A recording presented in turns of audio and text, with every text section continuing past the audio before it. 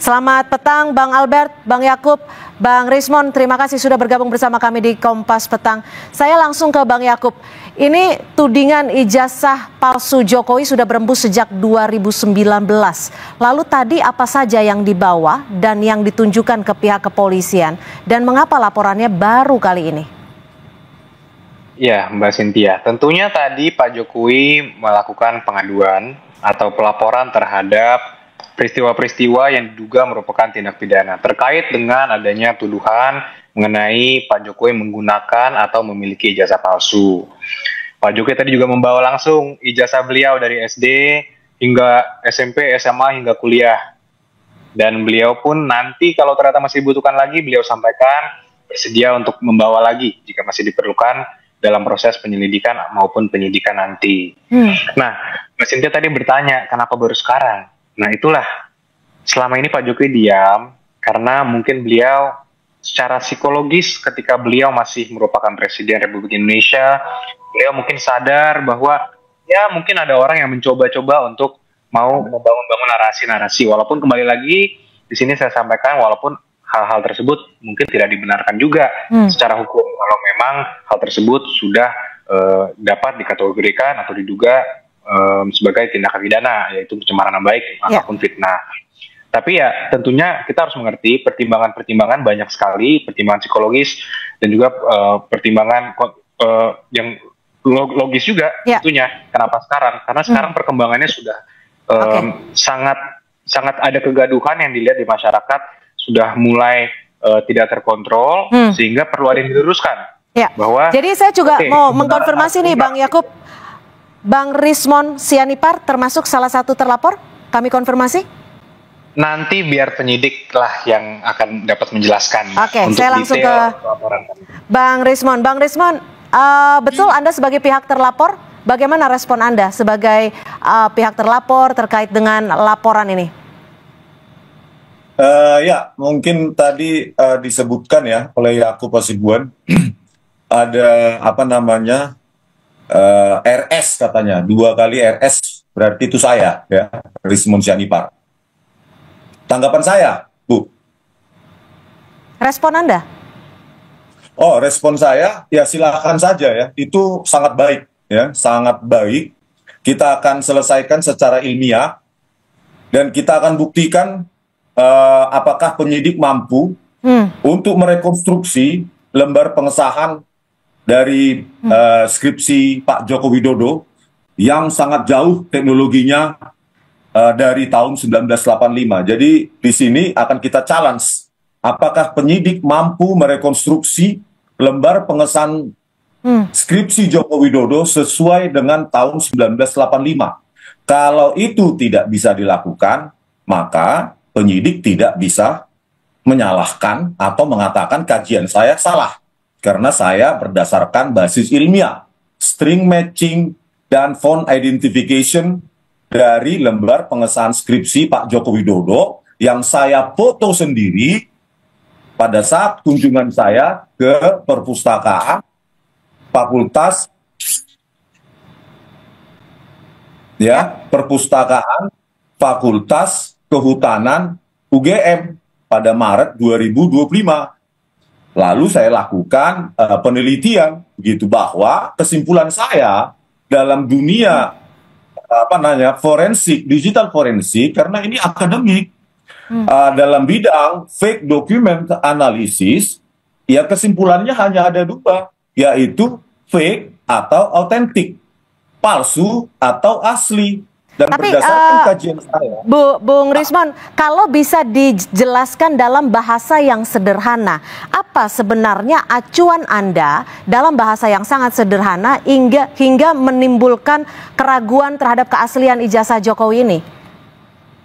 Oke, Mbak, penjelasan paling sederhana adalah ya kalau skripsi palsu, maka tanpa kita lihat pun ijazah pasti palsu.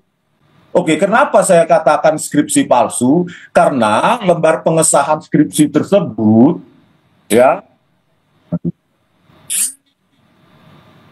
Terputus, Bung Rismon? Iya, Bu, ada yang nelpon. Nah, kenapa saya katakan palsu? Karena memang teknologi yang digunakan pada lembar pengesahan skripsi dari Pak Joko Widodo itu belum lahir saat itu. Catatan evolusi teknologi komputer itu exact, tidak bisa dimanipulasi. Teknologi font ya untuk secantik ini baru ada pada Windows 3.1. Windows 3.1 rilisnya tahun 1992. Di samping itu juga saya lakukan pendekatan ilmiah yang lain dengan teknologi identifikasi font, dengan deep learning. Ya, dengan saya buktikan, saya bandingkan juga dengan skripsi-skripsi bahkan yang lebih muda dari itu, tahun 88 itu masih menggunakan. Artinya saya coba merangkum, artinya ini bisa Anda jelaskan secara ilmiah ya? Iya. Oke, ya, cukup sampai di situ. Saya ke Bang Yakub, gimana Anda melihat ini ada penjelasan secara ilmiah, temuan secara saintifik, termasuk soal teknologi font? Bung Yakub, masih di mute, mohon maaf. Halo Mbak. Ya. Ya, Mbak Cynthia, tentunya setiap orang berhak untuk memberikan opini. Dan itu kita juga, ya kita hormati. Tapi khusus pelaporan hari ini itu kan tentang dugaan tindak pidana pencemaran nama baiknya. Nah, mengenai materi, apakah ijazah itu asli atau tidak, skripsi atau tidak, kami sudah menyerahkan ini kepada aparat penegak hukum, ke pihak polisian. Sehingga nanti biar para penyidik lah yang akan melakukan penyelidikan dan penyidikan hingga nanti, kalaupun ini nanti dibawa sampai persidangan, nanti majelis hakim lah yang menilai apakah memang bisa dikatakan ijazah ini statusnya seperti apa. Sehingga kalau kembali lagi kita beropini, ya saya rasa siapapun bisa beropini, mengambil dokumen A, mengambil dokumen B, tapi satu yang saya sampaikan juga pada kesempatan ini, bahwa Pak Jokowi belum pernah memberikan foto maupun kopi dari ijazahnya ke siapapun untuk disebarluaskan. Oke, Bang Albert, bagaimana dalam hukum pidana untuk melakukan pembuktian sebuah ijazah itu palsu atau tidak atau asli dalam hal ini? Baik, pertama-tama perlu saya sampaikan ada asas yang mengatakan bahwa affirmanti non neganti incumbit probatio. Jadi kalau ada orang yang mendalilkan sesuatu palsu, dia yang wajib untuk membuktikannya gitu ya. Nah, tapi dibalik semua itu, pertama-tama yang saya baca dari berita online hari ini, tim kuasa hukum dari Pak Jokowi sudah melaporkan dengan pasal 310, 311, kemudian 27A, 32 dan 35 gitu ya. Nanti biarkan ini berproses, apakah penyidik menemukan adanya dugaan peristiwa pidana atau tidak untuk melanjutkan. Karena begini, bagi mereka yang dilaporkan, Mbak Cynthia, pasal 312 KUHP menentukan bahwa kalau nanti hakim memandang perlu untuk si terdakwa ini membuktikan karena dia merasa ini untuk kepentingan umum, meskipun quote-unquote ya, bahwa Pak Jokowi itu sudah bukan pejabat lagi, tetapi isunya ternyata masih bergulir sampai saat ini ya. Itu saya juga nggak tahu apa yang menjadi motivasi ini, tentu banyak faktor-faktor lain yang menurut hemat saya itu bukan merupakan ranah hukum untuk saya komentari, tapi saya mau katakan seperti ini, Mbak Cynthia. Kalau ada orang yang mendalilkan bahwa sebuah surat itu palsu atau dipalsukan atau digunakan secara palsu, pasal 77 ke KUHP itu sudah menentukan daluarsanya maksimal 12 tahun loh. Tadi kan dikatakan ijazahnya tahun 85 gitu ya. 85 sekarang tahun 2025. Itu berarti sudah 40 tahun. Daluarsa untuk menuntut pemalsuannya saja itu sudah daluarsa secara pidana. Secara perdata 1967 Kitab Undang-Undang Hukum Perdata juga menyatakan bahwa daluarsa untuk menuntut, karena kita dengar ada perkara perdata juga yang sedang bergulir saat ini, itu maksimal 30 tahun. Jadi kesempatan untuk membuktikan sebaliknya tetap diberikan ruang tentu dengan catatan bahwa saya perlu mengatakan bahwa itu sudah daluarsa sebenarnya. Tuntutan mengenai sangkaan bahwa ijazah tersebut diduga palsu. Yang kedua, Mbak Cynthia, kalau kita lihat dari sisi hukum pembuktian, kebetulan saya adalah mendalami bidang hukum pembuktian ya. Ini kan setahu saya sudah disampaikan oleh pihak kampus bahwa ini adalah ijazah yang asli. Itu pertama. Yang kedua, dari proses perjalanan Pak Jokowi, mulai dari wali kota, gubernur, presiden 2 periode, bukankah itu sudah melewati proses verifikasi oleh Komisi Pemilihan Umum pusat dan daerah gitu ya? Nah, dalam hukum pembuktian itu ada yang disebut dengan istilah persangkaan. Persangkaan ditentukan oleh undang-undang, dalam konteks ini ada undang-undang pemilu, sudah menyatakan bahwa konteks ijazah sebagai alat bukti otentik ya, yang memberikan pembuktian yang sempurna ditambah persangkaan, itu sudah menyatakan bahwa alat bukti itu adalah sempurna, bahwa ijazah Pak Jokowi itu harus dipandang sah atau asli sampai dibuktikan sebaliknya. Terakhir dari saya, Mbak Cynthia, kalau tadi Bang Rismon menyatakan bahwa ada teknologi tertentu yang bisa membuktikan, saya mau tanya ke Bang Rismon, apakah ketentuan mengenai penggunaan dan pembuktian teknologi tersebut yang dimaksud oleh Bang Rismon bisa berlaku surut untuk ijazah yang dikeluarkan oleh tahun 1985 silam? Terima kasih. Oke, silakan dijawab Bang Rismon, tapi usai jeda tetap bersama kami di Kompas Petang. Terima kasih Anda masih bersama kami di Kompas Petang. Saya akan kembali langsung tanyakan kepada Bang Rismon Sianipar yang saat ini sebagai pihak terlapor dari Presiden ke-7 Republik Indonesia Joko Widodo. Bang Rismon, sebenarnya apa sih yang menjadi motivasi Anda untuk terus memberikan untuk terus mengejar apakah ijazah Jokowi ini asli atau palsu? Di lain sisi, apakah ini hanya bentuk penegakan hukum atau pembuktian lain? Saya kan seorang saintis, Mbak. Ya, saya selalu bertanya, saya selalu menguji, ya, saya selalu menganalisa. Jadi ini tidak ada target apapun kepada siapapun, ya. Jadi hasil analisa saya ya produk dari ilmuwan itu sendiri. Kalau ini digiring kemana-mana ya terserah mau menggiringnya gitu ya. Jadi kalau ujaran kebencian atau pencemaran nama baik, ya silakan saja itu nanti dibuktikan oleh penyidik bahwa kajian saya salah. Silahkan lakukan uji kertas, lakukan uji tinta, lakukan uji teknologi, dan cari juga itu. Karena seseorang menjadi sarjana UGM itu tidak mungkin tanpa KKN, kuliah kerja nyata. Ketika tanggal 15 April 2025, kedua wakil rektor yang hadir pun masih belum punya data KKN dari Joko Widodo, masih dicari katanya. Silakan saja penyidik gitu loh. Mari kita berdebat, mari kita saling membuktikan. Saya juga akan membuktikan bahwa itu produk dari jauh setelah 1985. Silahkan penyidik membuktikan sebaliknya. Gitu. Itu baru fair. Bu, ya silakan. Nah itu baru fair gitu loh. Jadi kalau ingin membuktikan bahwa saya salah, silahkan gitu. Jadi Anda siap ya jika akan nanti diminta bukti-bukti apa, baik itu secara ilmiah, kalau Anda menyebutnya ini sudah terbukti secara saintifik, Anda siap menyiapkan bukti-bukti tersebut?